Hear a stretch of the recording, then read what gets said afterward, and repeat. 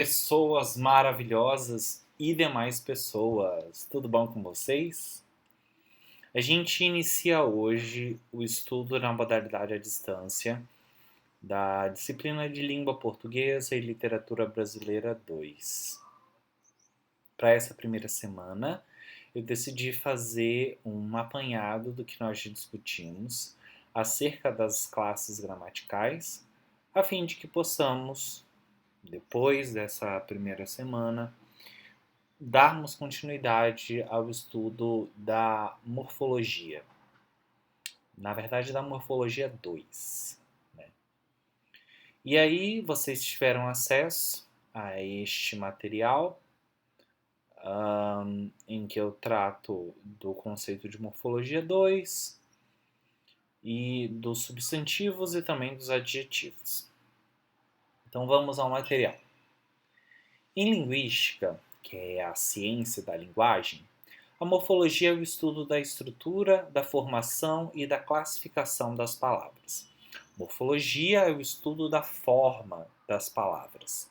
Nós temos morfologia 1, que vocês viram no primeiro ano, que é o estudo dos morfemas, né? Radical, vogal temática, desinência de número, desinência de gênero, o próprio tema, os afixos, né? Prefixo, sufixo, e também os processos de formação de palavras.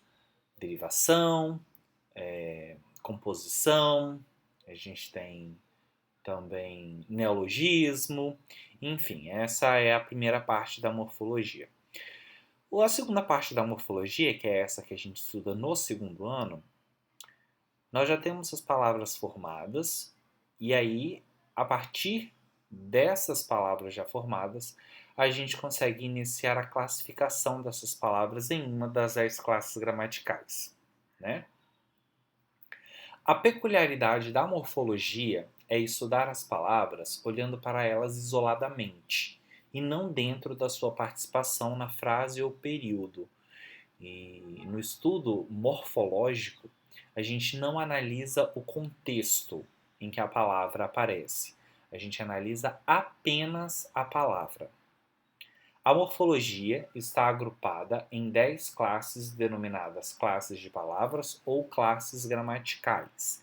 São elas: substantivo, artigo, adjetivo, numeral, pronome, verbo, advérbio, preposição, conjunção e interjeição. Todas as palavras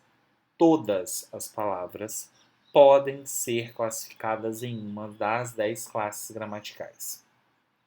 Eu disse que a peculiaridade da morfologia é estudar as palavras olhando elas isoladamente.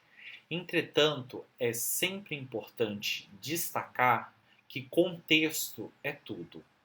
Uma mesma palavra, dependendo do contexto, pode assumir classes gramaticais diferentes, como é o caso que vocês viram lá em Morfologia 1, o processo de substantivação, em que uma palavra que originalmente não é substantivo, em um determinado contexto, assume o papel de substantivo. Então, qual é o nosso objetivo no estudo da morfologia? O nosso objetivo é entender o conceito das 10 classes gramaticais, saber para que cada classe gramatical serve, qual é a definição de cada uma dessas 10 classes gramaticais, para percebermos quais palavras exercem aquela função, para assim conseguirmos classificá-la. Ok? A primeira classe que nós vimos é a classe dos substantivos. Tudo que existe é ser, e cada ser tem um nome. Substantivo é a classe gramatical de palavras variáveis, ou seja, nós temos na classe dos substantivos palavras masculinas e femininas, palavras no singular e no plural, as quais denominam os seres.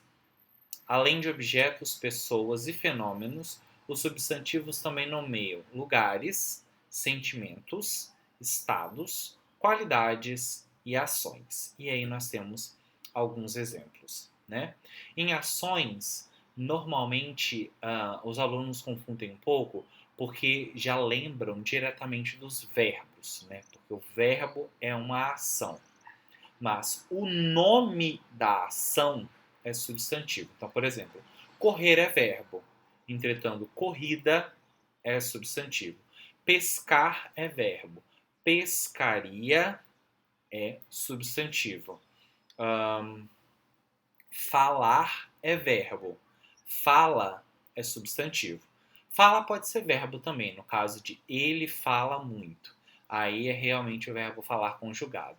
Mas se eu digo a fala do juiz foi bastante dura com o réu. Então, nesse caso aí, fala está dando nome a uma ação.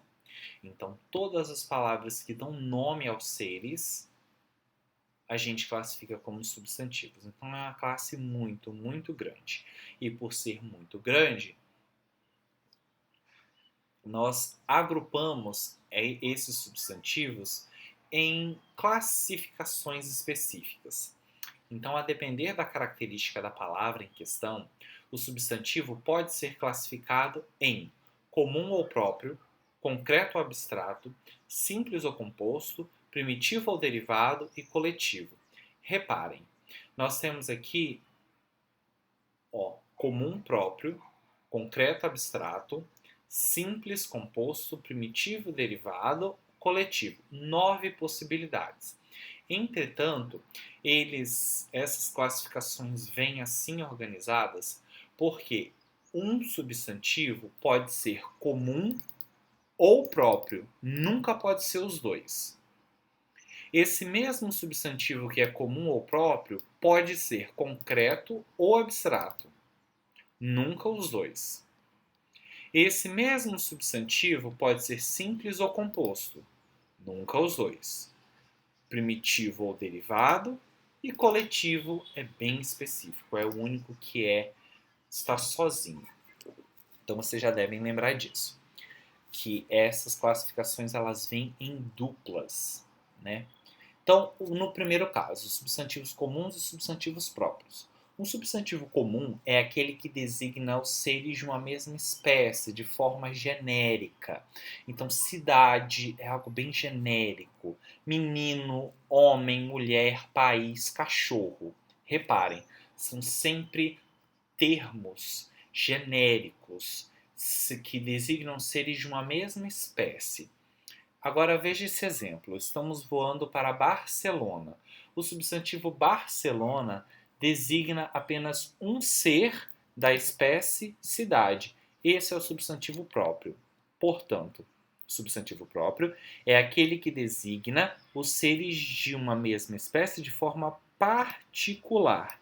Então, Londres, por exemplo, Paulinho, Pedro, Tietê e Brasil são todos substantivos próprios, porque designam nomes específicos. Então, por exemplo, cidade é comum, designa de forma genérica todos esses seres. Agora, Londres é próprio, porque é uma cidade específica. Menino, genérico. Paulinho é um menino específico, é um menino particular. Homem, qualquer um, é genérico, é amplo. Agora, é específico, Pedro, que é um ser dentro daquele grande grupo. Rio, por exemplo. Rio é genérico. Agora, Tietê é um rio específico. País, mesma coisa, genérico, pode ser qualquer um. Agora, Brasil é específico. Lembrando que os substantivos próprios sempre são grafados com letra maiúscula. A inicial é sempre maiúscula. Então, este é o primeiro grupo de palavras que pertencem à classe dos substantivos que podem ser assim classificadas. Um único substantivo pode ser comum ou próprio, nunca os dois. Ok? Substantivos concretos e abstratos. Aqui nós temos lâmpada e nós temos mala. Os substantivos lâmpada e mala designam seres com existência própria, que são independentes de outros seres. são, assim, substantivos concretos. Então, o substantivo concreto é aquele que designa o ser que existe independentemente de outros seres. E esses seres podem ser do mundo real ou imaginário. Então, a gente pode pensar assim. Substantivos concretos são todas aquelas palavras que vão designar seres que existem de maneira independente, então, no mundo real, ou que, se existissem, também teriam uma existência independente. Então, por exemplo, mesa. Mesa designa um ser que não precisa que ninguém mais exista para que ele exista. Então, uma vez a mesa pronta, todos nós podemos sair da sala e ela vai continuar existindo. Agora, fantasma, por exemplo, ainda que seja do imaginário, ou mãe d'água, ou saci pererê, ou mula sem cabeça, ou sereia, todas essas palavras designam seres do mundo imaginário, mas que, se existissem, não precisariam de mais ninguém para existir. Diferentemente dos substantivos abstratos. Por exemplo, a beleza física pode esconder a feiura moral. Os substantivos beleza e feiura designam qualidades. Não existe a beleza no mundo. Não existe a feiura no mundo. Como existe mulher, cadeira, cobra, Brasília, homem, mala, lâmpada. É necessário que um ser concreto exista para que a beleza e a feiura se manifestem. Esse é o conceito de substantivo abstrato. É aquele que designa seres que dependem de outros seres para se manifestar ou existir. Pense bem, a beleza não existe por si só, não pode ser observada. Só podemos observar a beleza numa pessoa ou coisa que seja bela. A beleza depende de outro ser para se manifestar. Portanto, a palavra beleza é um substantivo abstrato. Substantivos abstratos são aqueles que designam seres que necessitam de substantivos concretos para existir ou se manifestar, tá? Reparem, nós temos aqui a palavra Londres.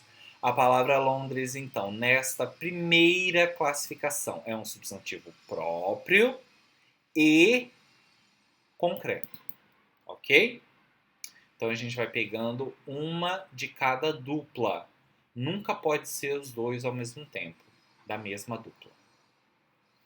Os substantivos abstratos designam estados, qualidades, ações e sentimentos dos seres, dos quais podem ser abstraídos e sem os quais não podem existir. Por exemplo, vida, que é um estado. Lá não existe vida, a vida em si. É necessário que um ser exista para que esse estado se manifeste. Rapidez é a qualidade de alguma coisa. A rapidez não existe por si só.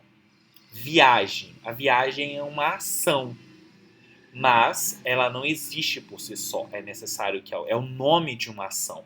Viajar é verbo, viagem, substantivo. Ela não existe por si só. É necessário que um ser exista para que pratique a ação de viajar. E saudade é um sentimento. Não existe a saudade em si, né, como um ser no mundo. A saudade é um sentimento que necessita que um ser exista para que ela se manifeste, ok? Terceiro grupo, substantivos simples e substantivos compostos. Observe a definição. Chuva, substantivo feminino. Água caindo em gotas sobre a terra. Então esse é o conceito de chuva.